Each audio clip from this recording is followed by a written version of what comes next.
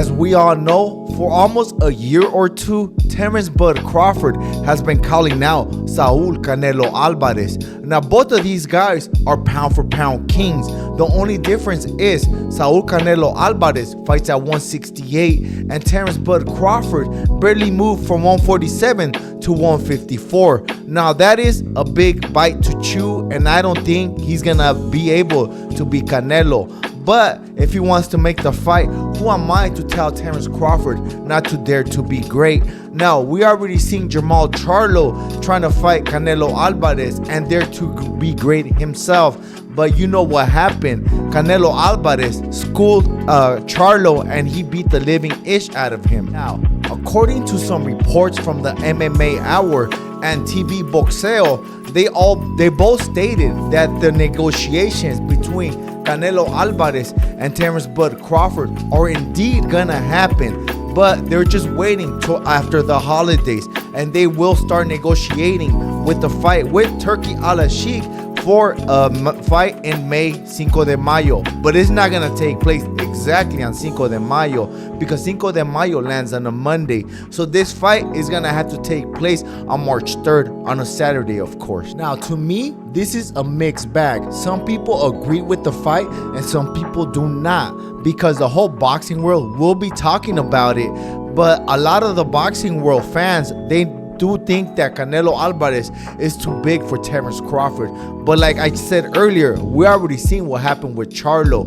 But I mean, Terence Crawford is a great fighter and he could pull up the upset, but I really do not think so. I think Terence Crawford does have power at 147, but at 154 against Madrimov, he did not show that power. So what makes you think that he's gonna show the power with two more weight classes added onto him at 168? I'm more on the side that Terence Crawford is gonna lose to Canelo Alvarez. He's a great fighter, but guess what? Canelo Alvarez is also a great fighter. They're two pound for pound kings, but it's kind of like a jaguar fighting a tiger.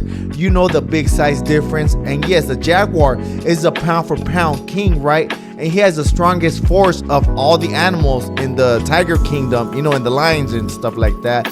He has a bigger bite force than the tigers and the lions.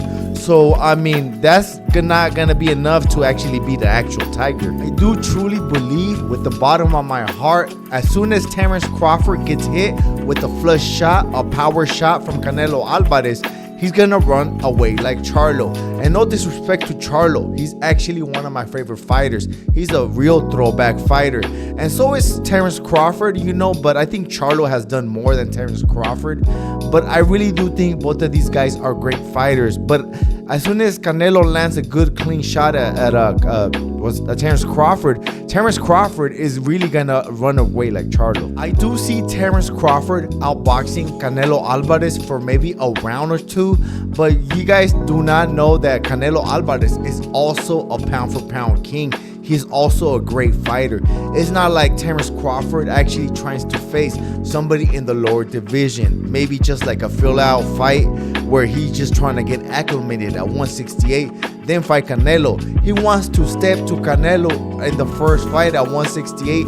Now that is down. If he beats Canelo, that is a G right there. So I do see Crawford doing pretty well in the beginning, but I actually believe that the extra 14 pounds that he's gonna have on from 154 to 168, that is really gonna drain him and is gonna really slow him down. So I actually seen Canelo stopping Crawford, and the only way that Crawford can beat Canelo is if he outboxing him, just like a Mayweather type of fight for all 12 rounds, which I do not believe Crawford is gonna have the stamina for that. He's gonna get caught and he's gonna go down. I mean, just look at the Madrimov fight, and this was Crawford's actually 154 debut, but he was not able to stop Madrimov, and Madrimov actually did pretty good. Some people say that he was herky-jerky, but that's retarded. I mean, he should have been able to stop Madrimov, because everybody says that Terence Crawford is a pound-for-pound king, and that's what pound-for-pound fighters do, is do pound-for-pound king shit. but he was not able to do that. So put it this way, what if Madrimov was fighting at 168? How do you guys think Crawford will do at Madrimov at 168? I really do hope this fight does happen. That way all these other boxing creators will know the difference between weight classes, and they'll know not to hype up all these fighters to jump up 1 or 2 weight classes. 1 weight classes is fine, because that's the reason there are weight classes, for a reason. Sometimes you cannot make the weight and you have to move up, but that's the only way that you should be able to move up, is when you cannot make the weight, not just to get a money grab. But I cannot wait for this fight to happen. Now, it's kind of hard to say who's the real face of boxing. I really truly believe it's Canelo. Some people say it's Gervonta Tank Davis, but his last press conference says otherwise. It was very low budget, and I actually think David Benavidez is rapidly becoming one of the actual faces of boxing, because they're both from PBC, Tank Davis and David Benavidez, and it looked like they actually put more money on the David Benavidez presser against Morrell. Maybe it has something to do with the opponent. He has the right opponent and Tank Davis does not. But I mean, it's not Tank Davis's fault that Lomachenko pulled out of the fight. But everybody wants to see Canelo versus David Benavidez, but the money is not there. Maybe TURKI ALALSHIKH will be able to fund it. No, he will be able to fund it, because look how much Alexander Usyk and Tyson Fury are getting. Alexander Usyk, I think, is getting $160 million, and Tyson Fury is getting 76. So I mean, that's really close to what Canelo was asking, 150 to 200. So I'm pretty sure TURKI is gonna be able to make this fight. But guess what, guys? I ain't the biggest, I'm the baddest. And if you wanna hop out your boy, throw $1 at the Super Thanks. I gotta roll. Peace.